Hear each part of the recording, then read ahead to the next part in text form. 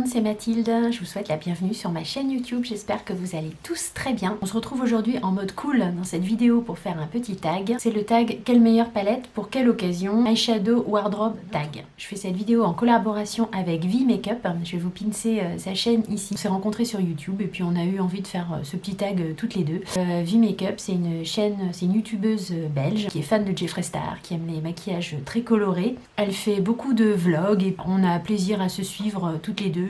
Moi j'aime bien regarder ses vidéos, ça me détend en fait de regarder ses vidéos et je crois que elle, au sens inverse, c'est pareil. Je vous invite à aller voir sa chaîne, je vous invite à aller voir sa vidéo sur ce tag et je me dis que si c'est une personne que moi j'apprécie, bien vous apprécierez aussi de regarder ses vidéos. Avant toute chose, et si ce n'est pas déjà fait, bien je vous encourage bien sûr à vous abonner à ma chaîne YouTube, à activer les petites notifications pour ne rien louper de mes prochaines aventures make-up. Ça me fait super plaisir, pour vous c'est gratuit, il vous suffit de cliquer sur le petit bouton en bas à droite de l'écran. Donc j'ai hâte de voir ce que Virginie va mettre en palette pour les questions. Donc il y a 10 questions pour 10 occasions, il faut choisir une palette pour chaque occasion. La première question, c'est quelle palette tu choisirais pour aller à un mariage en tant qu'invité. Pour cette occasion-là, moi j'ai choisi la Stone Palette. Donc si vous la connaissez pas, je vous la remontre. Elle est comme ça. C'est une palette avec des lumineux très pailletés, 4 fards mat de Urban Decay. Je trouve que pour un mariage, flash, c'est gai, c'est coloré. C'est un maquillage qui peut être assez vite fait parce que c'est une palette qui est finalement facile à utiliser. Donc j'ai mis ça pour le mariage en tant qu'invité. En tant qu'invité, il ne faut pas en faire trop non plus.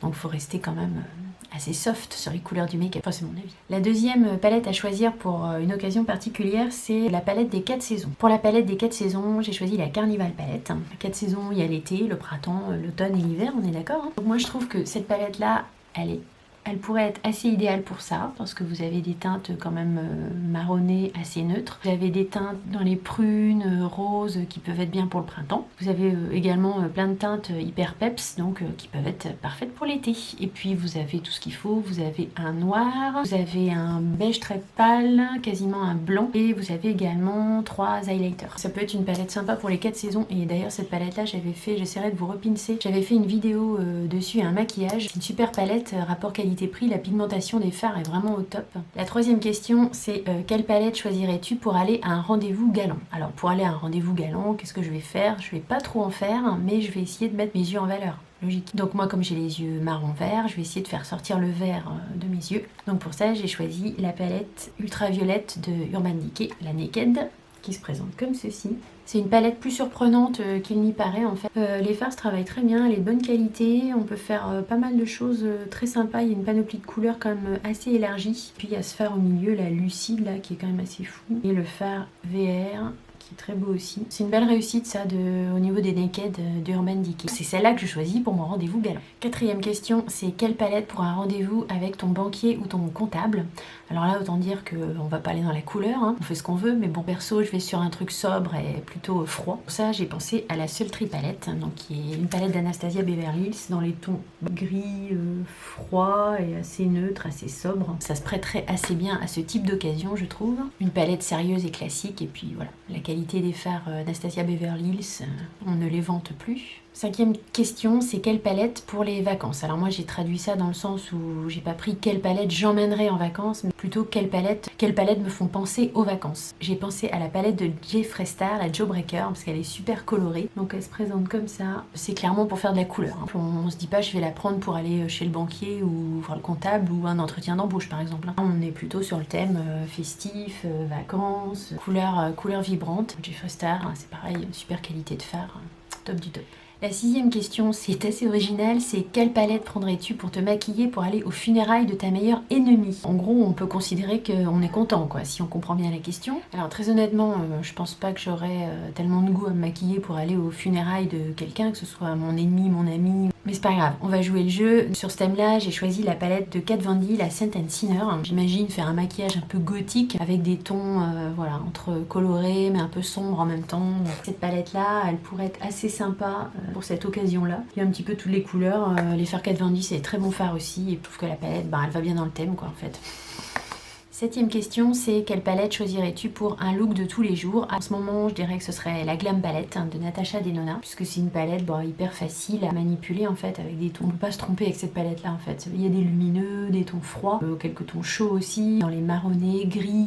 Facile de faire un maquillage de tous les jours avec cette palette là, sans trop de surprises. En plus, elle est quand même assez compacte, voilà, c'est pratique, ça peut même s'emmener presque dans le sac à main. Une palette un peu passe-partout, avec une super qualité de fard néanmoins. La question numéro 8, c'est quelle palette choisirais-tu pour le premier de l'an? Donc là, on va sortir l'artillerie lourde, on va sortir les palettes qu'on sort pas souvent, les palettes de luxe. Du coup, moi j'ai choisi la Pat McGrath, la Mothership 5. Là, au niveau maquillage festif, il y a de quoi faire, notamment avec ce super beau rouge ici. Vous avez également tout ce qu'il faut pour faire les teintes de transition. Ce serait assez premier de l'an. Quoique cette année, je suis pas sûre qu'on va beaucoup faire le premier de l'an, mais c'est pas grave. La 9e question, c'est quelle palette choisirais-tu pour ta première rencontre avec ta belle-mère? C'est assez original comme question. Pour cette occasion, moi j'ai choisi la palette de Tati Beauty. Plusieurs couleurs déclinées en mat, en irisé et jusqu'au pailleté en fait. Donc je trouve que c'est une palette qui est à la fois un peu classique, un peu neutre, mais en même temps il y a moyen de mettre des petits peps de couleurs, donc ça me représenterait assez bien et c'est ça que je mettrais pour ce type d'occasion. Pas faire un maquillage trop neutre non plus, quand même montrer un peu notre personnalité, mais pas en faire trop non plus. Et enfin, pour finir, la 10e question, c'est quelle serait la palette de tes 60 ans? Alors mes 60 ans, bon, j'y suis pas encore, hein. Comment je me maquillerai à cet âge-là si j'y arrive, j'en sais rien du tout. Je pense que on va partir sur une palette assez sobre, de qualité, avec des teintes un peu neutres. Donc j'ai choisi la Biba Palette de Natasha Denona. Il y a quelques irisés, et il y a pas mal de mat, donc je pense que ça correspondrait assez à des paupières qui arriveraient sur les 60 ans. Tout ce qui est fard irisé sur des paupières tombantes et vieillissantes, ça met tous les défauts en valeur, donc je sais pas si on met à voir, mais pas sûr que je continuerai à mettre beaucoup d'irisé, peut-être plutôt travailler avec des fards mat. Donc ça me paraît un bon compromis, étant donné que il y a beaucoup de mat, mais il y a quand même quelques irisés, puis ça reste des teintes assez sobres et assez classiques, qui peuvent correspondre à un âge de 60 ans. J'ai vraiment hâte de voir quelles sont les palettes que Virginie aura choisies. J'ai hâte d'aller voir sa vidéo. J'espère que vous en ferez autant. J'espère que ma vidéo vous a plu. Si tel est le cas, n'hésitez pas à mettre un petit like, un petit thumbs up, à vous abonner à ma chaîne YouTube si ce n'est pas déjà fait. Ça fait très plaisir, ça encourage. Moi, je vous fais de gros bisous. Je vous dis à très vite dans de prochaines aventures make-up. Bisous, bye.